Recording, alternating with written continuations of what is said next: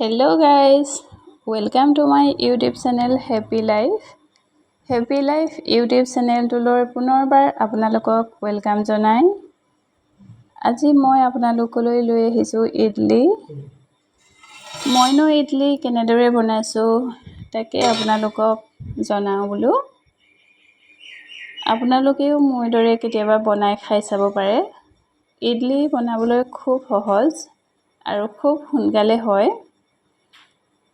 খাবলৈও বহুত ভাল লাগে।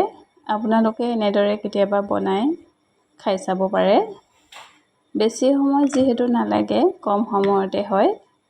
এনেদৰে কম সময়তে হোৱা আমি খাদ্যবিলাক ৰান্ধি খাই মাজে মাজে সোৱাদ ল'ব লাগে। ঘৰতে বনোৱা বস্তু যেহেতু, সেইকাৰণে ইয়াত সন্দেহ কৰিবলগীয়া কাৰণ নাথাকে। খাবলৈ ভাল হয় যেতিয়া বনাই খাই থাকিব লাগে মাজে মাজে, নে কি কয় কওকচোন। এতিয়া মই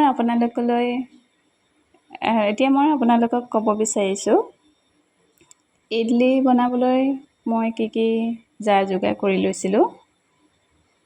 ইডলি বনাবলৈ প্ৰথমেতো পিঠাগুড়ি অকণ লাগিবই।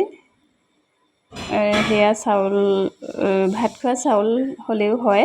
মই ভাত খোৱা চাউলকে তিয়াইছিলোঁ আধা মগমান। অলপ সময় তিয়াই ৰাখি পেলাই মিক্সাত মিহি কৰি লৈছোঁ।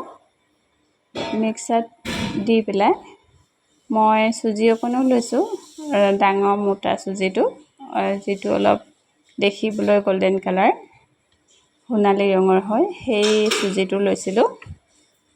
পিঠাগুড়ি আৰু চুজি দুইটাকে মই মিক্স কৰি পেলাই তাতে মই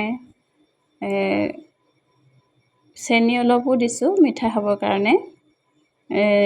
চুগাৰ থকা লোকসকলৰ কাৰণে চেনিটো নিদিলেও হয়, যিহেতু চুগাৰৰ কাৰণে মিঠাটো ভাল নহয়। কিন্তু আমাৰ ল'ৰা দুটা আছে, সিহঁতি অকণ মিঠা খাই ভাল পায়, সেইটো কাৰণে মই অলপ চেনি দিছোঁ। লগতে হজমৰ কাৰণে নিমখ এচিকুটমান দিছোঁ। বেকিং পাউডাৰ আপোনালোকে দিব পাৰে, বেকিং পাউডাৰ দিবলৈ মই পাহৰি গ'লোঁ। আৰু মই দেখিবলৈ অলপ ভাল হোৱাকৈ গুড় অকণ মিহিকৈ কাটি ল'লোঁ আৰু মিহিকৈ কাটি পেলাই ঠিক কৰি থলোঁ। আৰু ঘি অকণ লৈছোঁ। ঘি লোৱা কাৰণটো হ'ল ইডলি ষ্টেণ্ডত ঘি অকণ সানি ল'ব লাগে, তেতিয়া ইডলিকেইটা উলিয়াবলৈ ভাল হয় ইডলি ষ্টেণ্ডৰ পৰা। সেইকাৰণে মই ব্ৰাছেৰে ইডলি ষ্টেণ্ডত ঘি অকণ সানি ল'লোঁ। সানি পেলাই ডাঙৰ কুকাৰ এটাত মই পানী অলপ দি 2 মিনিটৰ কাৰণে গেছত উঠাই দিলোঁ। সেইখিনি আপোনালোকক দেখুওৱা নহ'ল বাৰু।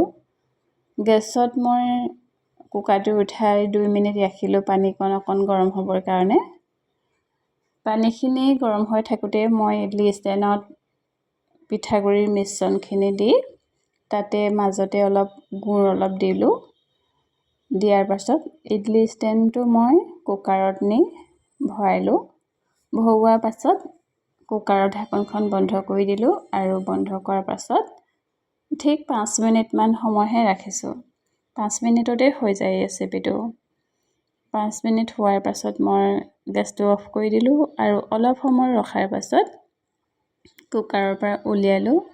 উলিয়াই পেলাই এখন ছুৰী কটাৰী সহায়ে মই ইডলিকেইটা উলিয়াই ল'লোঁ আৰু উলিয়াই পেলাই টেষ্ট কৰি চাইছোঁ, বহুত খাবলৈ ভাল হৈছে। আৰু দেখিছে নহয় কিমান ধুনীয়া হৈছে দেখিবলৈ। আপোনালোকেও এনেদৰে মাজে মাজে বনাই খাই থাকিব, খাই ভাল পাব চাব।